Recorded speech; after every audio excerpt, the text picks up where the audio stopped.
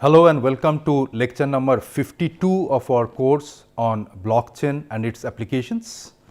And today we are going to take up a new topic which is about security of blockchains, and this is the first lecture for this particular topic of blockchain security. So, today in this lecture what we will do is that we will start from some of the foundational concepts in blockchain security. We will first discuss various types of risks that exist in different types of blockchains, and we will divide these risks into two types. The so called common risks means the ones that can exist for different types of blockchains, be it Bitcoin, be it Ethereum, be it any other type of blockchain. And then we will also mention some of the specific risks that are more pertinent in the context of smart contracts. So, we will look at those aspects in this particular lecture. The keywords for today's lecture are as follows. We talk about different types of attacks and vulnerabilities. So, one of that is the so called 51% vulnerability. We will talk about the security aspects of private key. We will also talk about a related concept about the criminal activities that can happen by, you call it, using or misusing or abusing the characteristics of blockchains. So, we will take a look at some of those, and also we will talk about two other types of attacks. One is double spending, which we had touched upon in one of our previous lectures. We will look at it in a bit more detail, and also we will talk about transaction privacy. So, here in this particular slide, we show the broad two types of categorization of risks in blockchain. Now, if I go back a little and tell you about what is this blockchain used for, what were the reasons for setting up blockchains. So, some of the foundational concepts there were, of course, decentralized management of the whole thing. So, there is no central authority. Also, it is some form of, there is some self organization in the sense that we know that the difficulty level is adjusted from time to time based on how much time was taken on an average for the last several blocks, and also the reward that one gets, a miner gets the reward for generating a new block, that also is halved every almost 4 years. So, there is a lot of such self organization that is done in managing blockchains, typically in the context of Bitcoin. I said, of course, for other types of blockchains there are other adjustments. And if you look at it, that the purpose of this blockchain was to provide a distributed ledger that is immutable. So, these are basically the three key concepts: distributed, ledger and immutable. So, that was what was the application of or the basic concepts of blockchain, and on top of it we had the applications like Bitcoin or other types of cryptocurrencies, of course. So, the underlying technology is about this, having this decentralized operation or a distributed ledger, and then immutability of that. And all the different protocols that were developed were to ensure these properties. So, as such, this was not meant to provide a security beyond ensuring that if something is written to the blockchain, then that cannot be erased, and anybody who can, especially if it is permissionless, it means everybody, and if it is permission, it would be some selected few, and they can all get access to the data on the blockchain. Now, with this also came certain risks, and as we will see that these risks actually exist because of the fundamental nature of blockchains, as I just now mentioned. So, out of these risks, in this particular paper, which is really an interesting piece of work, which does a survey of security of blockchain systems. So, indeed there exist a lot of different security risks in blockchain, and this particular paper which was published in Future Generation Computer Systems in June 2020, about a year and a half back, in its volume 107. So, this actually does a survey of the different risks in blockchain, and it also does a nice categorization, which is what we are going to see. So, I would always encourage you to go through these papers that we are referring to from time to time, and this indeed is one of those which will give you a very good overview level idea about the different security risks in blockchain. Now, this categorization that we see here in this particular slide, this was also mentioned in this paper that I referred to. Now, by common risks, what is meant is that these are related to blockchain operational mechanisms, and these are applicable to both blockchain 1.0 and 2.0. And on the other side, there are some specific risks, and these are more related to development, deployment and execution of smart contracts. And of course, they pertain more to blockchain 2.0. In this particular lecture, we will focus on common risks only, and I leave it to you to go through some of these other specific risks for blockchain 2.0. But of course, before we leave it at that, we will talk about a few such risks for both the two types of categories of risks that have been identified. Now, in the blockchain operation mechanism, as we mentioned in the previous slide, related risks, we have quite a few. Some of these are listed here, like 51% vulnerability, private key security, criminal activities, double spending and transaction privacy leakage, and these were there in our list of keywords at the beginning of this lecture. On the other side, we have these different risks that arise out of smart contract execution. For example, there could be some smart contracts which are criminal in nature. That means, of course, when smart contracts are deployed, they get checked, but then because these smart contracts are written in Turing complete languages, and they might have different types of vulnerabilities like any other program has, like bugs and other types of vulnerabilities, and also it is possible to embed some sort of malware in that smart contract, and then that becomes a criminal smart contract which can be used for some nefarious purposes. So, other than these intentional such malware that might be embedded in the smart contracts, there is also possibility of some inherent vulnerabilities in a smart contract, like as I mentioned that for any program there could be some bugs. So, similarly, there could be bugs in the smart contracts which can be then exploited by the attackers. There could be some under optimized smart contracts, meaning that if you remember, for example, in the context of Ethereum, for deploying smart contracts and for executing smart contracts, we need to pay in terms of gas. Now, if you write a smart contract which is not optimized with respect to gas, then after you have deployed, when this particular contract is invoked from time to time, a lot of gas might get spent. So, it is important that we optimize the various types of smart contracts. If not, that is a particular risk. So, it is not necessarily a risk in terms of something bad happening, rather than it is about that one pays a lot more than that is required, unless these smart contracts are written in optimized manner. And finally, this is something interesting, that there could be certain underpriced operations in smart contracts, and underpriced otherwise sounds good, because then one has to pay less gas for executing those operations through a smart contract.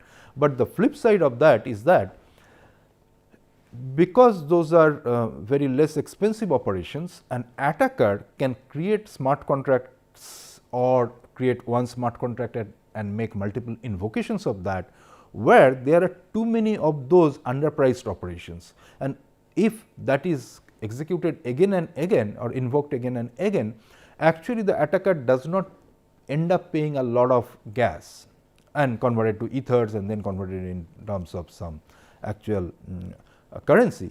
So, it means that attacker now has at his disposal a lot of those operations that he can execute, and execution of those will in turn cause the other genuine users not being able to carry out their transactions, because the attacker will be again and again invoking these smart contracts which have a lot of these underpriced operations, and then that will flood the network, and the miners will be actually spending their time mining blocks containing those transactions, and they are not going to cost much to the attacker. So, that is one of the risks that like some of the IO operations are less expensive in terms of gas cost than what one would typically expect. So, these are some of the smart contract execution level risks, but we will not discuss those risks any further. So, now we are going to focus in this particular lecture only about these types of risks. So, let us see some of these risks one by one as we proceed. So, first of all, we talk about this 51% vulnerability risk. So, here if you see, we discussed about it also before, that the security of blockchains is in terms of the difficulty in mining the blocks, and then that is why people try to pool in their resources, and you might also try it on your own, but you need to typically deploy specialized hardware, like with a normal desktop or laptop. It might be too time consuming to be able to crack any one of those nonce and generate the required block hash. So, you also can, by you I mean any individual can also use some ASIC hardware for trying to mine the blocks, but typically it is very difficult, because others are actually pulling in their resources, and if one tries on one's own, it will be very, very difficult. So, as we see here on the top, we have maybe a group of individuals who formed a pool pulling in their resources with some hashing power, and on the other side, say the attacker has a lot more hashing power. We show here just through these icons that the attacker has much more hashing power as compared to hashing power of these individuals. And if actually the attacker or a group of attackers amass a lot of such hashing power, then they might now go beyond that threshold of 50%. So, which is now denoted as 51% vulnerability.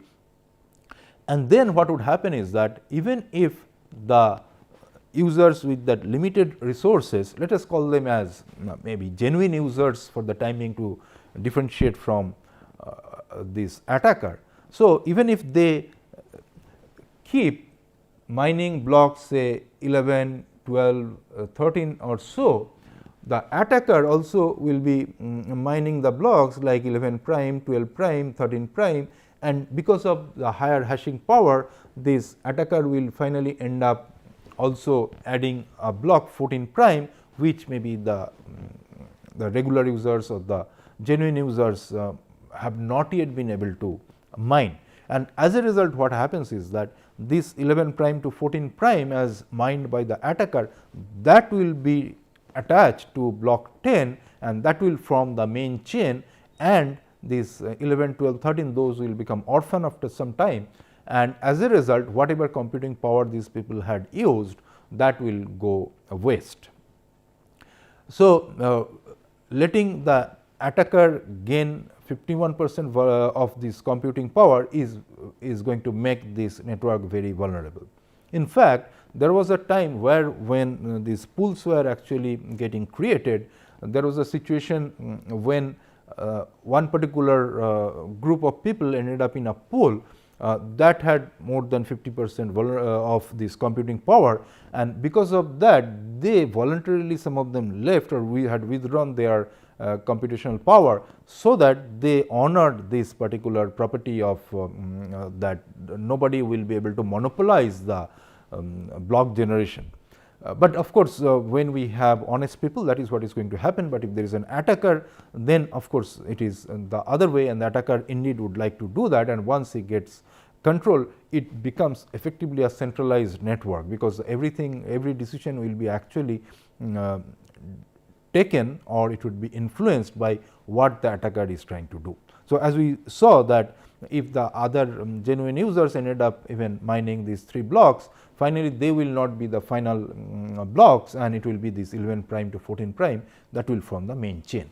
So, it is about this concept of proof of work, as we know, and not only for proof of work, when this is this consensus is built using proof of stake, like one can be allowed to mine if the owner is having a certain number of coins, or their ability to mine or generate new blocks is determined by the fraction of total such coins they own. So, that is the notion of stake. So, that one who has higher stake will be actually be able to mine near blocks more commonly.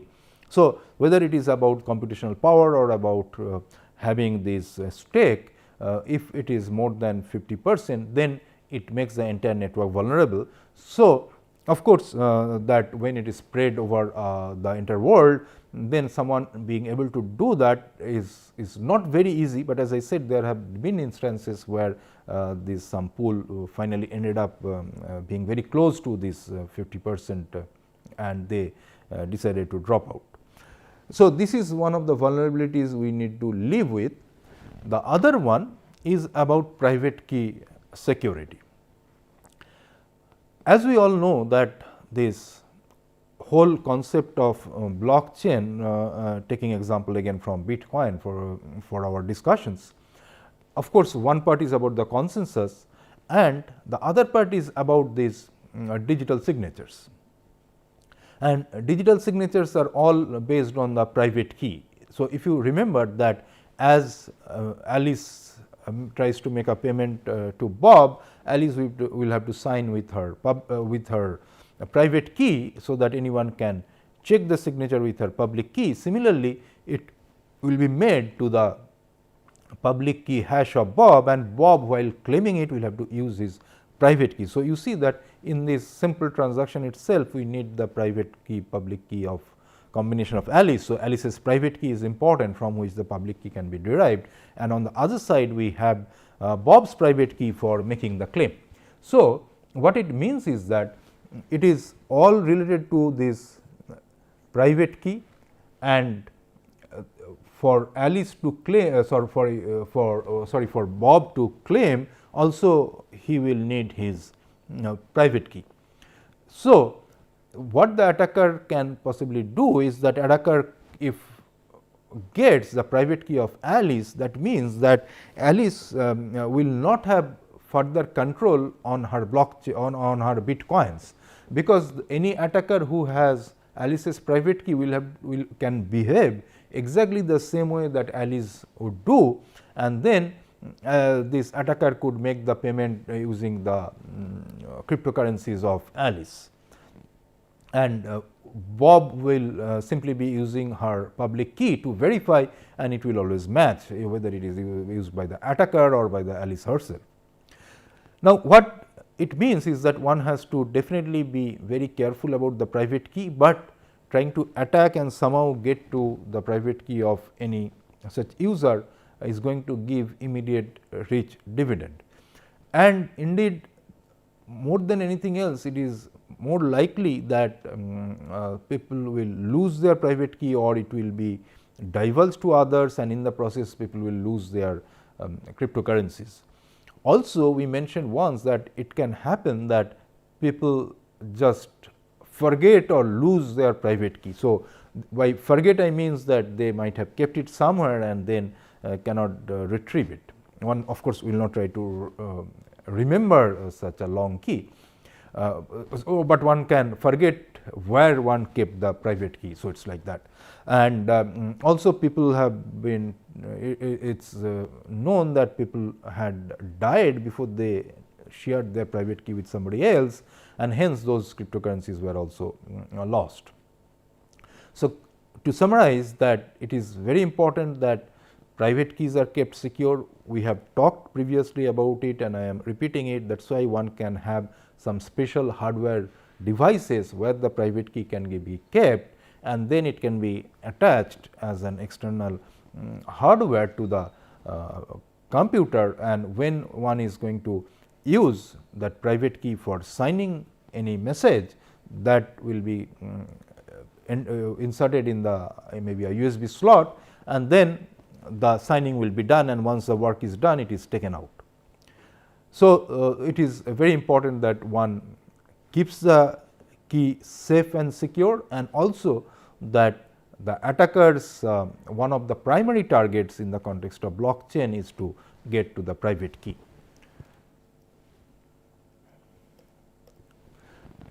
There are a few other impacts of blockchain. So, these are not really, I would say, security issues of blockchain per se, but these are actually causing some security issues in the society. For example, we know this type of malware like ransomware, which would encrypt some files in your disk and then say that, oh, I will share you the key only if you pay in Bitcoin. You might have heard about this ransomware called WannaCry. So, all these this affected a lot of people throughout the world, and they could actually get away with it without being caught or being identified, even because they are getting payment using Bitcoins, and Bitcoins being paid in to anonymous addresses. So, they cannot easily be caught. Similarly, there are different sites like Silk Road and others, so which actually allow selling of contraband articles, items like drugs and other stuff in the underground market, and they get or handle payment through Bitcoins or other types of such cryptocurrencies developed on blockchain technology.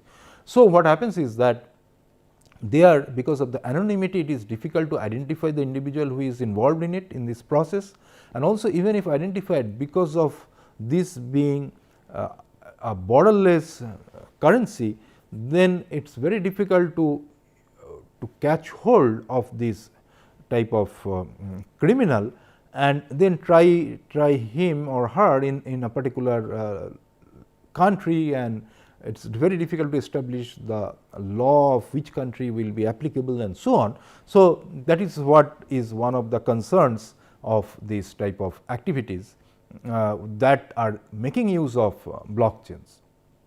Similarly, money laundering, that what happens is that one can have some unaccounted for money which can be pushed into this blockchain network and then converted that into some valid coins, and then different types of activities can be carried out using those valid coins, but the source of that might have been just some unaccounted for money.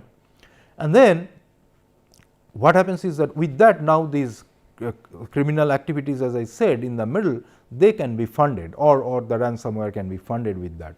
So, you see that the whole purpose of maintaining anonymity in payment, that was the one of the fundamental plans or targets of the Bitcoin network, for example, and true for other blockchain networks as also, is that the same property is now being misused, and then it is finally converted into some funding for criminal activities.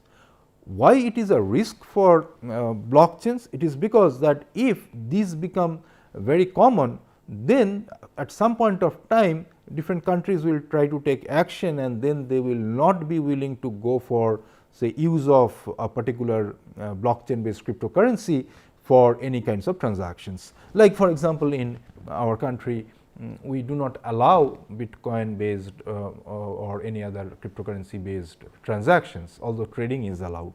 So, more countries, if they find that this is being used for funding of criminal or terrorist activities, then they might also be after, and they might want to shut down these networks. So, that way it will end up being a risk for the blockchain technology itself, because as long as people are using it for good purposes, it is very convenient, and it can actually be done across borders, which could be really helpful for different types of applications.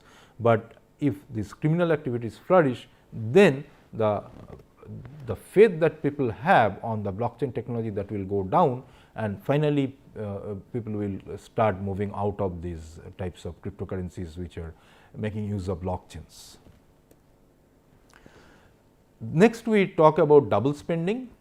we know about this from our earlier discussions, but this is something we want to highlight, and we will tell you why this still poses a risk. Is that here we have this example of the attacker who is trying to get some service from a vendor or buying something from the vendor, and for that it creates a transaction which we show in the top, and we call it as the TXV. So, we have this transaction to vendor and it has got TXV, that means V for vendor, and that is written into it goes into the blockchain, and the vendor sees that indeed the attacker, of course, the vendor at that time know that he will have difficulties later. So, the vendor sees that a transaction from this person, say let us call this person as say attacker say X. So, X has actually created a transaction sending money to me, the vendor sees that, and seeing that the vendor can provide the service that was requested, because the vendor would normally expect that it will actually go in the go into the blockchain and be finalized, and then the vendor would be able to use that money for his other purposes. So, the vendor provides the service. What the attacker has done in the meantime is that when he sent this transaction to the vendor, on the other side he created another transaction, and that is meant for a colluding address. So, we have TXA for this colluding address.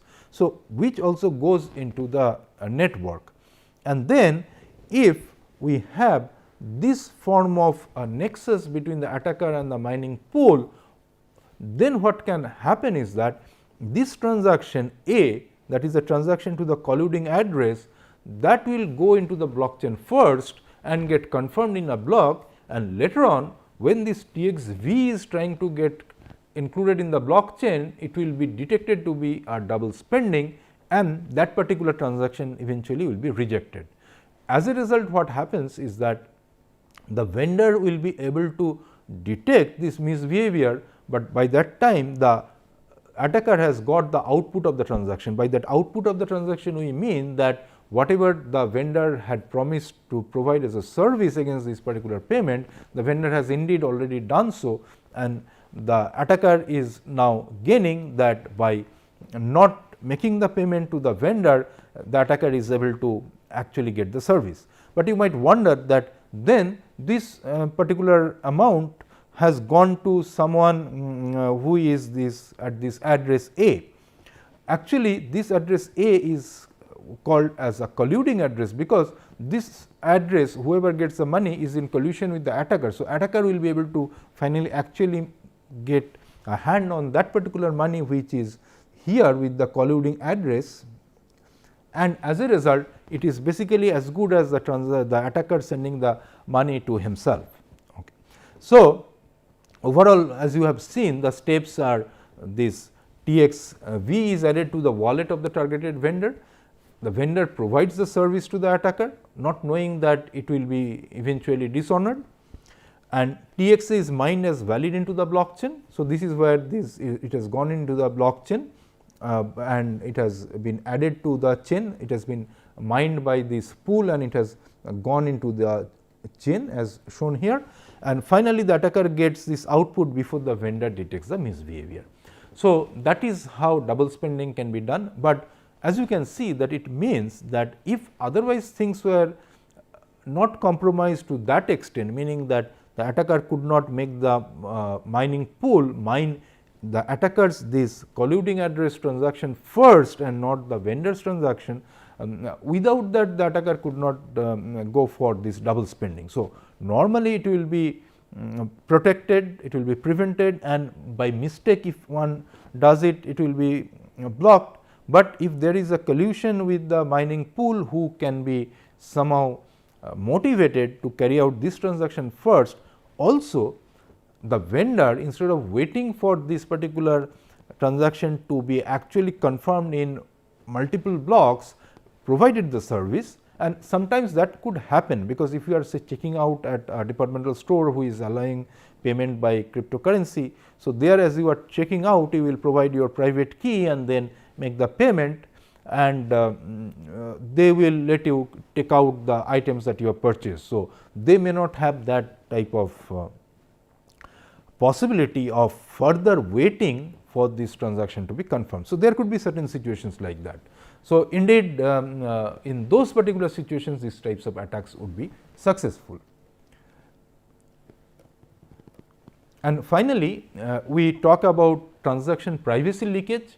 So, if we see that we talked about these transactions being made to anonymous these addresses, the public key hashes for example, but you also would notice that any transaction that is made, it is only coming from another source transaction. So, if say say let us consider an example of 5 Bitcoin is being paid by Alice to Bob, Alice must have got from some other sources Bitcoins which should be greater than or equal to 5 Bitcoins.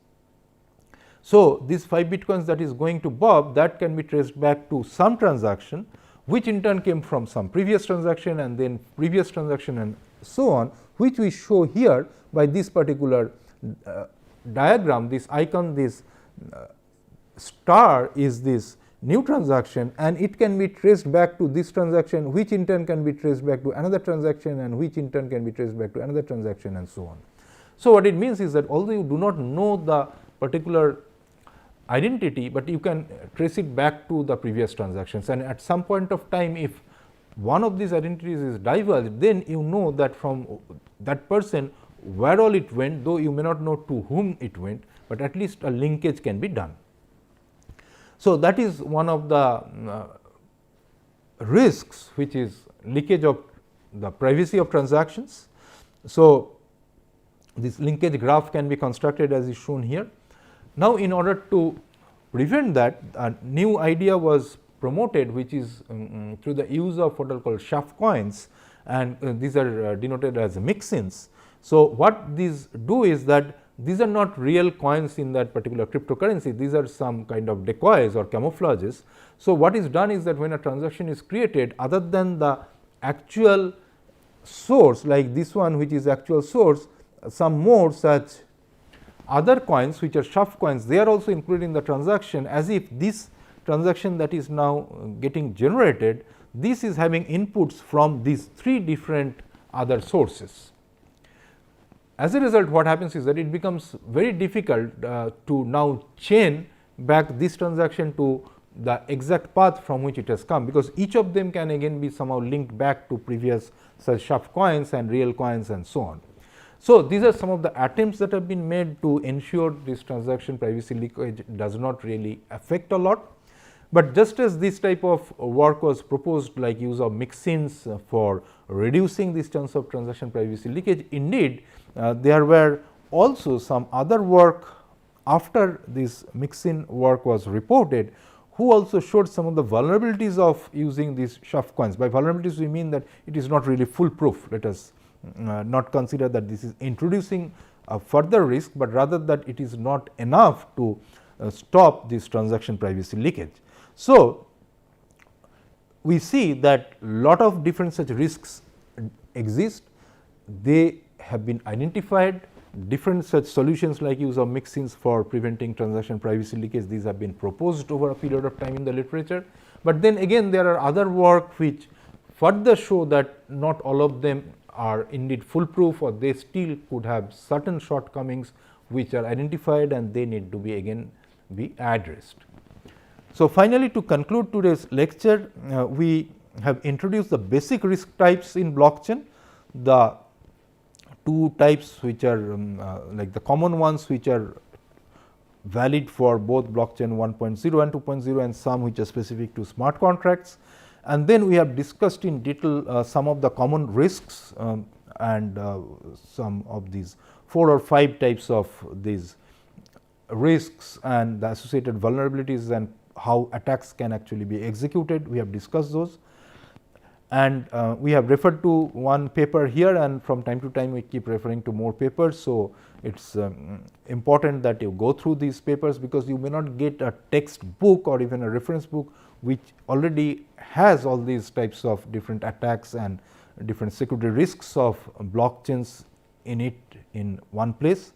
And research papers keep coming out in every conference, every journal issue, and which are interesting, and immediately they can provide you some ideas as to current vulnerabilities, and once these are identified they will be fixed, and later on you may not be able to see those vulnerabilities. So, with that we come to the end of today's lecture. Thank you very much for your attention.